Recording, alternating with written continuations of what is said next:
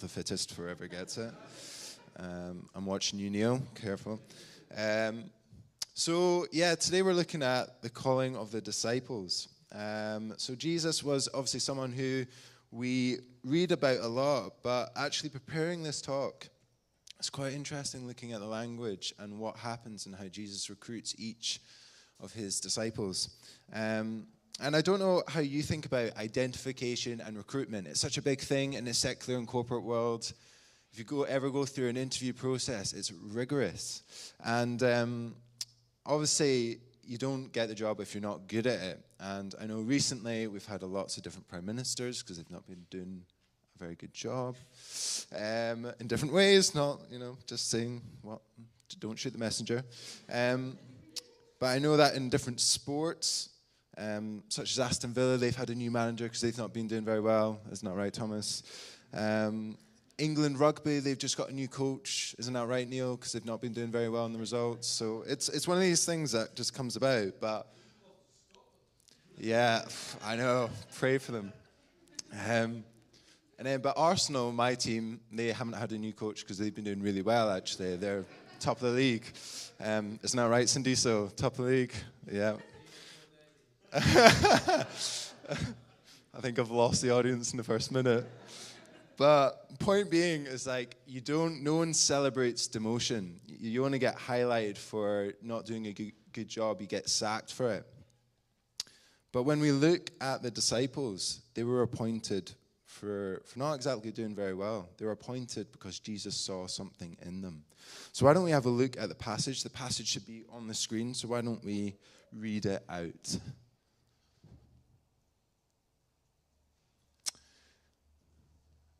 Oh, that's not it. Is there no Luke 5 on the screen? That's okay. I can get a Bible. Do it old school. Has anyone got a Bible? Said the pastor.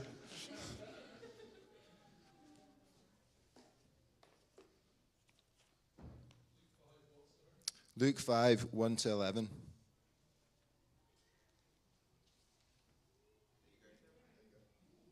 We're on it. Yes, Neil. Great. So it says this. One day, as Jesus was standing by the lake of Gennesaret, the people were crowding around him and listening to the word of God. He saw at the water's edge 2 boats left there by the fishermen who were washing their nets. He got into one of the boats, the one belonging to Simon, and asked him to put out a little from the shore. Then he sat down and taught the people from the boat. When he had finished speaking, he said to Simon, "Put out into deep water and let down the nets for a catch." Simon answered, "Master, we've worked hard all night and haven't caught anything. But because you say so, I will let down the nets." When they had done so, they caught such a large number of fish that their nets began to break. So they signaled their partners in the other boat to come and help. And they came and filled both boats so full that they began to sink. When Simon Peter saw this, he fell at Jesus' knees and said, "Go away from me, Lord. I'm a sinful man." For he and all his companions were astonished at the catch of the fish they had taken. And so were James and John, and the sons of Zebedee, Simon's partners. Then Jesus said to Simon, "Don't be afraid. From now on, you will fish for people." So they pulled their boats up on shore, left everything, and followed him. So, going back to what I was saying earlier about the corporate world and the secular world and how rigorous it can be and how they recruit people. In 1994, the National Australian Bank, one of our locals, of course, they went through a massive crisis where they were beginning to look ahead and realize if we don't do something now with our situation in the banks, we are going down a very slippery downward spiral. So they pulled in all the big dogs together and they sat down and they came up with this massive leadership plan where they were going to get 20 of their best candidates, 20 of their best leaders, gather them and go through what would almost be like The Apprentice on BBC One. It was a rigorous process. So this is what they did. On step 1, they had to write an assignment, okay? I couldn't think of anything worse. They'd be given a scenario, And the candidate would have to respond with a series of leadership questions and a written response. Then followed a seminar where they were exposed to different types of leadership so that they were exposed and taught all the different kind of leadership situations before they went into the workplace. The third one, at the end of the day, they had to do a seminar and application where participants were given a 360 feedback analysis on who they were, their character, their giftings, and ultimately their performance. Step 4, they had to do another seminar filled with all these different types of articles on leadership, looking at performance, and then they had to conclude a presentation on all those different articles. Then you would think that would be enough, but no.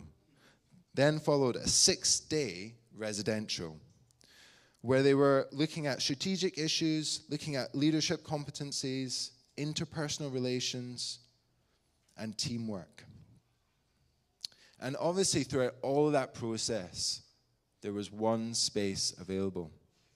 So after all that hard work, you've not even been given the job, but you have to go through all that training before you're given the baton and say, here you go, have a shot at this job. But in the kingdom of God, it's quite different. A guy called Robert Coleman says this: none of them, disciples, occupied prominent places in the synagogue, nor did any of them belong to the Levitical priesthood. For the most part, they were common laboring men, probably having no professional training beyond the rudiments of knowledge necessary for their vocation, i.e., a fisherman for Simon in this case. Yet Jesus saw in these simple men the potential of leadership for the kingdom. They were indeed unlearned and ignorant according to the world's standards in Acts 4, verse 13, but they were teachable. Though often mistaken in their judgments and slow to comprehend spiritual things, they were honest men willing to confess their need. Their mannerisms may have been awkward and their abilities limited, but with the exception of the traitor, their hearts were big. What is perhaps most significant about them was their sincere yearning for God and the realities of his life. The superficiality of the religious life about them had not obsessed their hope for the Messiah. They were fed up with the hypocrisy of the ruling aristocracy. Oh, I can't even say that word. Some of them had already joined the revival movement of John the Baptist. These men were looking for someone to lead them in the way of salvation. Such men, pliable in the hands of the master, could be molded into a new image. But this is the best bit. Jesus can use anyone who wants to be used. Isn't that an interesting contrast between how the world recruits, identifies talent, builds leadership, and the kingdom of God?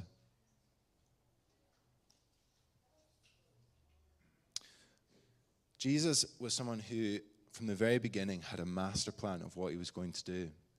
It's quite easy in our world when you spot talent in someone that you're given a platform and off you go, and the world can often be built around you. You can see it with celebrities who say that they just find the pressure too much because all the talent is around them and they're there to perform.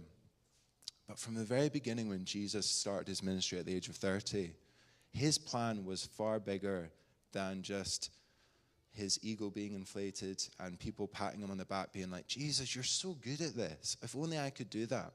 His plan from the very beginning was to say, I can think ahead here.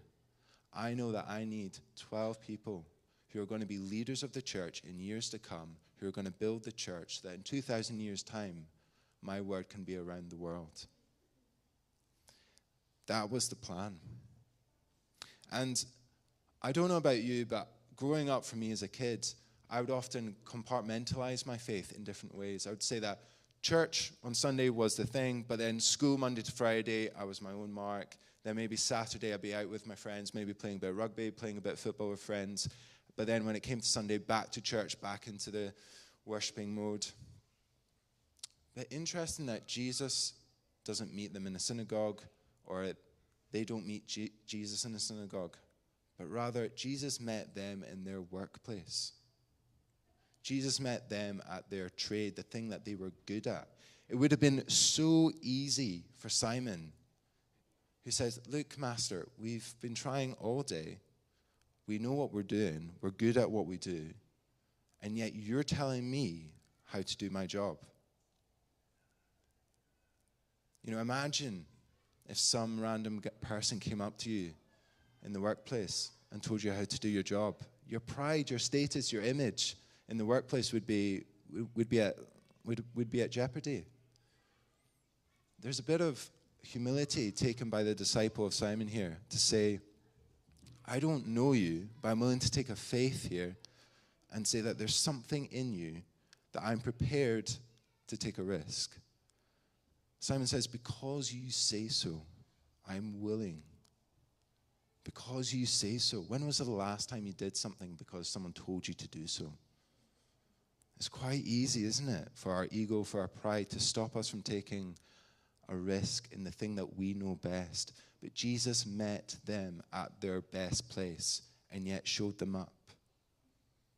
I wonder if there's a lesson there in terms of us as human beings around pride and ego, to say, actually, in order for us to be teachable, there needs to be a bit of humility to begin with.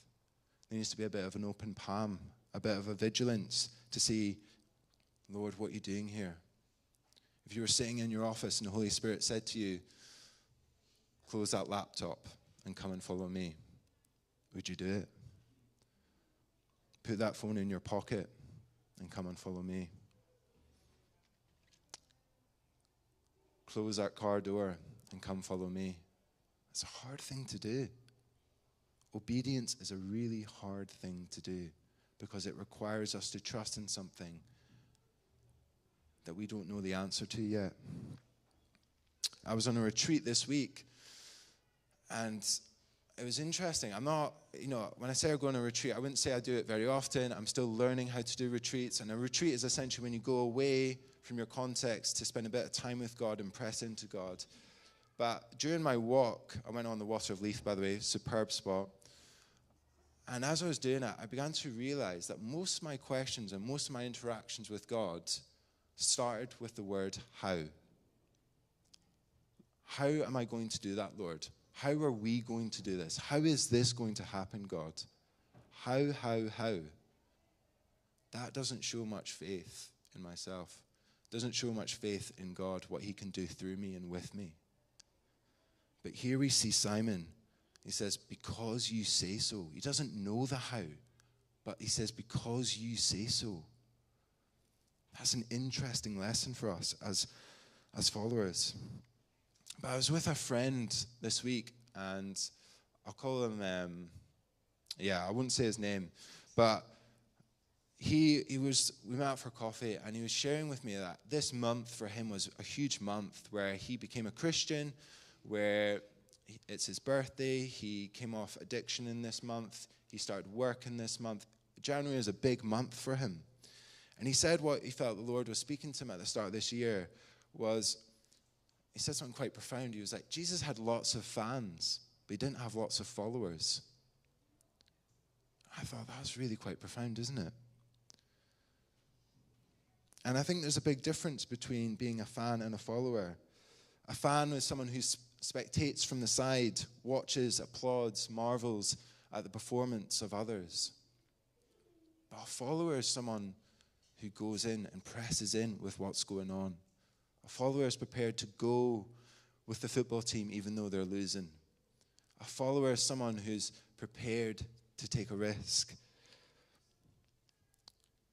And you'll notice that Simon says that later on in the passage, when they saw what Jesus had done with the net, that they were astonished. You cannot be astonished if you're a fan sitting from the side. But if you're a follower, you get to see what God is doing. Simon, if he hadn't done what Jesus had told him to do, they would have never been astonished. To be astonished, to be a disciple, to be a follower, there had to be an act of obedience that allowed them to see the action take place. There had to be a bit of a step of faith for them to see what God was going to do. So a few years ago, I got asked to speak at this youth weekend away down south. And I was quite excited about it. I don't get asked to do many sort of talks. And they were like, oh, we've got 40 to 50 young people. I was like, the ego was inflating. I was like, yes, that's good. And then when I arrived to the place, there were 2 rooms. There was one on the left, one on the right. The right one had like older teenagers, had their notepads ready with their pens already, studious. I was like, that's the spirit. And on the left room was some young kids who were like throwing chairs around, anarchy. There were young girls who were just counting their toes for like half an hour. There was not a lot of positive body language going on. And they said, Mark, you're on the left room. I was like, pardon me? This room. And I was gutted because I brought all the best material I'd done. I was like, come on. And they were like, yep, this is where you're going to be the whole weekend. 4 talks. And I was like, oh, boy, what a challenge. And there were 12 people in this young room. And I thought, from the first talk, I thought, oh boy, this is an uphill cycle. How am I going to gather their attention? Are they even going to listen to me? La-da-da-da-da. Anyway, to be honest with you, for most of the weekend, I'm not sure what went in and what stayed in when I spoke to them. And I went away from that weekend being like, all right, Lord, it's in your hands. But one of the stories I shared with them was on how when I used to live in Newcastle, we used to go out praying for people in the streets, and I prayed for a guy's hand, which was broken. And when I prayed for it and took my hand off it, his hand was totally healed. I shared that with them, not knowing anything what impact it would make. I got an email about 4 or 5 days later. One of the girls, Sarah, who was sitting on the front row, and I knew exactly who she was. She was one of the people who just used to count her toes the whole time, just not looking at me at all. And the youth worker said, oh, you wouldn't believe what happened. Sarah was in our RE lesson this week, and her teacher was going through all the claims that Jesus made and who he was, and Jesus said he did this and did that, but then Sarah interrupted her mid-lesson. And she says, you know what? You're being sarcastic in what you're saying about who Jesus is and the claims that he's making. But I've just been with a guy this weekend who says he prayed healing over a man and saw healing in this man's hand. And I believe Jesus does that too today. The whole class goes silent, watching at this tension between the teacher and the pupil. And this young girl is not the sassy, confident person to do that. Yet she interrupted her in front of everyone to say that Jesus could do that, even to this day. And the whole class was stunned. They were astonished at this girl's courage to step up and to admit that Jesus could still do something today. That person turned from a fan to a follower. They subscribed to the movement of Jesus. They believed in who Jesus was. They believed in what he could do. But there's a big difference between being a fan and a follower of Jesus. We've got to be willing to do the because you say so, Jesus. We've got to be willing to step up. We've got to be willing, a bit like the disciples. They were willing to learn. They were willing to take a shot. I don't know if you ever sort of remove yourself or discount yourself from being a disciple of Jesus because it just sounds like for the Holy of Holies. But let me encourage you now that anyone can be a disciple. All you have to do is say, because you say so, I will. The choice is ours. You know, it's in the passage that it says they left everything to follow him. They left everything. When I was in Hong Kong, I was asked to be a gatekeeper. I thought, yay, that sounds fun. I had no idea what was in store for me. And what I realized it was pretty much an introvert haven, where I was essentially put on the front gate and asked to just monitor the gates of people coming in and out. But it wasn't the kind of reception where it was like, hi, my name's Mark, what's your favorite color kind of thing. Very polite. It was a bit more of looking out for gang members to come back, looking for guys that owed them money for debt, because it was a drug retreat for guys coming off heroin, coming off crack, all these heavy drugs. And it was, it was an intense place. But one of the houses that they had in this place was for young teenagers who were coming off the streets, often in things what they call triads. There were groups of 3 gangs of young people who'd go out into the streets, part of gangs. And when they reached a certain age, they had a consent whether to stay in the home or to leave. And I'll never forget this moment being on the gatekeeping duty, is that there was a moment going on with one of the house leaders where he had seen this young teenager lad grow up, mentored him, invested in him, saw the potential in this young man. But he reached a point in his life where he reached the age of consent where he could choose to leave. And so he left. And so when I was sitting at the gatekeeper duty, I just saw this whole scenario take place where the housekeeper had to let go of this boy that he really loved, of this boy that he saw so much potential in. And the housekeeper is in tears because he knows fully well that this boy is going back into gangs. He's going back into his triad, and he's going to go back into what he was doing. And he's trying to persuade him for ages. They're going backwards and forth. And he's like, you don't have to go. You can stay. You don't have to do this. It was horrible watching from the sidelines this whole interaction for about 20 minutes. And eventually, this gang picks him up and off they go. And this house leader comes up to me and he's in tears. And he's like, Mark, you don't understand what's just happened here. That's him gone. That's him back into the triads. He's not coming back. And he was in tears. It was horrible to watch. But that's the choice of discipleship, is that the Father sees similarly in us. He sees the potential in us, even though we don't see it in ourselves. And it's so easy to go back into comfort blankets. But he sees that in us. He saw that in Simon. But it's our choice whether we want to step into the plan that he has for us or whether we choose to go our own way. But I just thought that was such a powerful image of the Lord's desire for us, is that discipleship isn't just a label, isn't just a term that we use in the modern church to say whether you're a member of the church or not. It's whether you're prepared to follow him in the everyday. It's whether you're prepared to listen to his voice when you hear the because you say so, when you hear the close the laptop and follow me. That's the disciple in the making. It's not a certificate of going through a rigorous process and saying you've done X, Y, and Z, and that's what makes you a competent disciple. Disciple is when you're saying, I'm hungry to learn, Jesus, and I want to see you in my everyday. 10 years ago, I was 18, believe it or not, even though I look about 45. And I was at a pivotal point in my life where technically I'd been a Christian for 6 years. I became a Christian at 11, 12, went through high school being Christian, had moments where I was like, yeah, I believe in this. I had moments where I was like, I'm not sure. But I reached a moment in my life where when I was leaving high school and going into sort of community college kind of summertime, I really didn't see much potential in myself. In fact, I was quite low in confidence because loads of my friends going into the top universities, top graduate programs, top apprenticeships, whatever. They could see the potential and the giftings that they had. I was like, I really don't know what I've got in store for the future leaving high school. It was a bit of a bleak summer. And I remember I was out in Peru on this mission trip.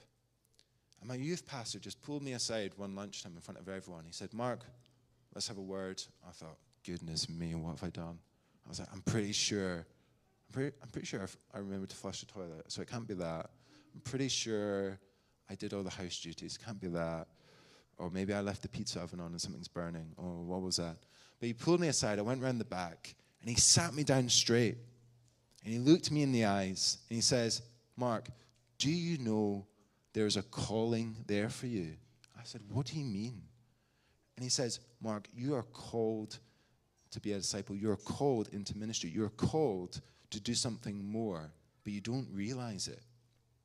And he had to drum that into me for about a good 10, 15 minutes before I was like, But my idea of going into ministry was a bit like Father Ted, where you see grey heads wearing dog collars, and I thought, that doesn't sound very fun. I'm not going to lie to you. But he said, no. Follow me, he said. I want to give you an invitation where you come and follow me for a year.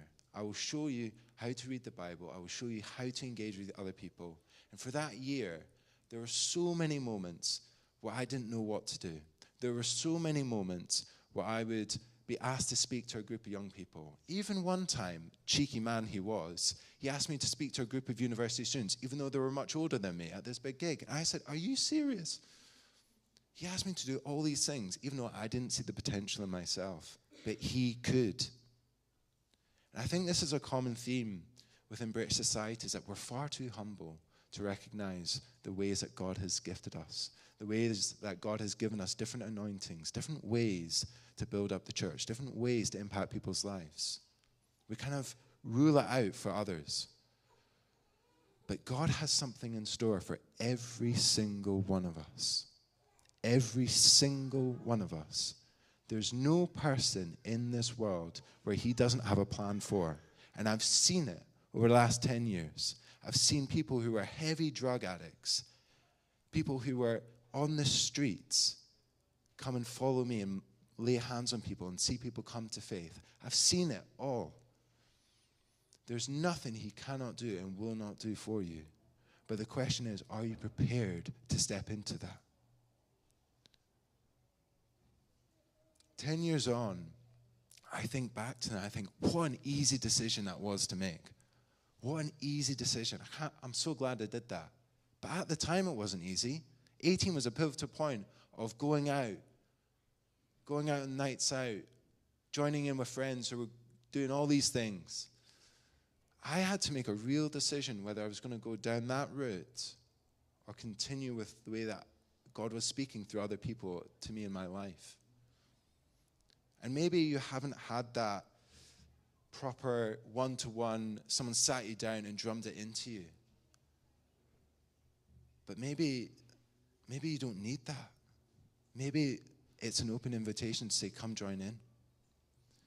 Jackie Pullinger says this: even if you were the only person in the world, do you know that Jesus would still come down to give up his life for you? I'll say that again.